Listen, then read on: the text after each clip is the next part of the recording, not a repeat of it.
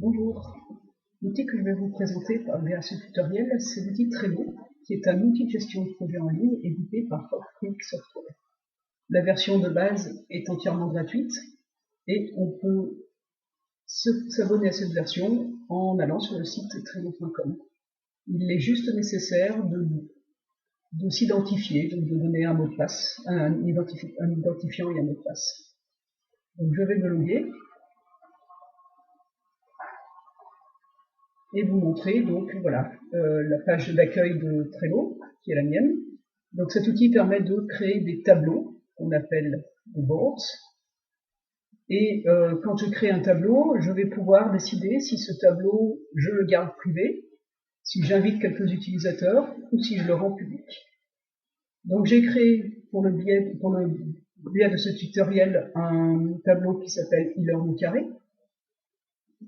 Voilà, qui est un outil que je pourrais utiliser avec mes élèves dans le cadre du projet industriel de fin d'année de deuxième année de BTS, où les étudiants travaillent par groupe de 4 sur un projet qui s'étale sur 12 semaines. Donc cet outil serait l'aide à la gestion du projet. Donc le projet étant organisé en 3 phases, une phase d'organisation, une phase d'analyse de conception et une phase de réalisation. J'ai créé 3 colonnes sur ce tableau. Voilà, ces colonnes, on les appelle aussi des planches. Et dans chaque colonne, j'ai créé une carte qui correspond en réalité à une tâche. Ce qu'il faut savoir, c'est que chaque tâche est personnalisable et déplaçable. Par exemple, rédiger le rapport doit être fait avant la revue de projet de la deuxième phase. Il suffit que je prenne la carte en question et que je la modifie à l'emplacement. Chaque carte est personnalisable. Un exemple, étudier la demande du client. Je clique dessus. Quand je clique une seule fois dessus, je peux mettre un fichier attaché. Donc pour ça, je viens dans Attachment. Soit j'utilise un fichier qui vient de mon ordinateur, soit de Google Drive ou de Dropbox par exemple. Je peux coller ici, ce que j'ai fait ici, le lien vers une vidéo ou vers un site web, celui du client par exemple. Je peux ajouter une checklist.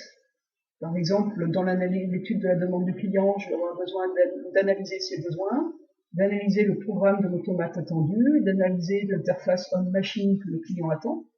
Et puis, au fur et à mesure de l'avancée de mes travaux, je vais pouvoir cocher et savoir quelle est l'avancée de la tâche, le pourcentage de points déjà réalisés.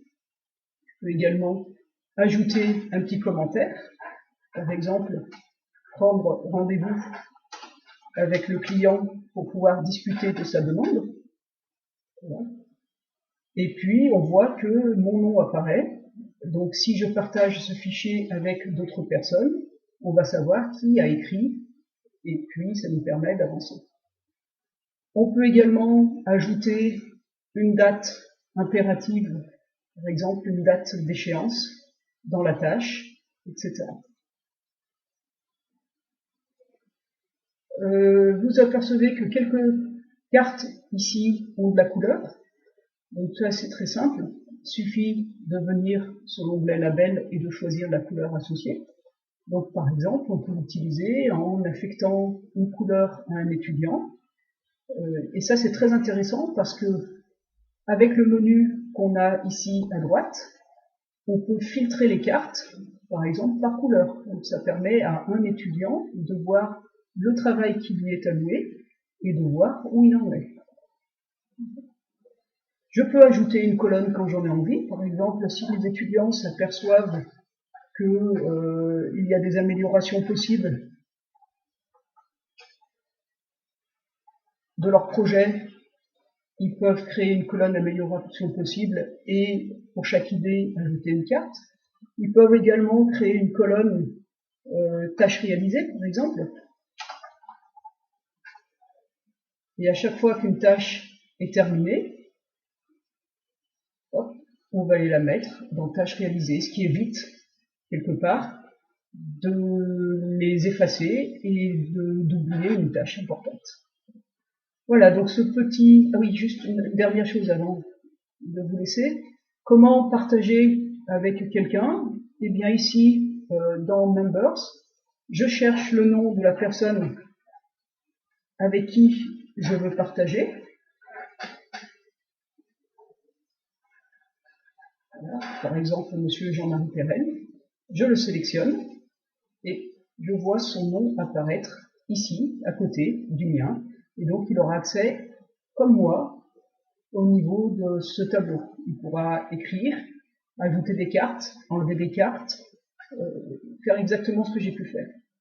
Voilà, donc moi je pense que cet outil peut être très utile, aussi bien pour la planification, pour l'organisation, pour partager, en donner des idées, pour un brainstorming avec les étudiants. J'espère qu'il vous sera utile. Je vous remercie de votre attention.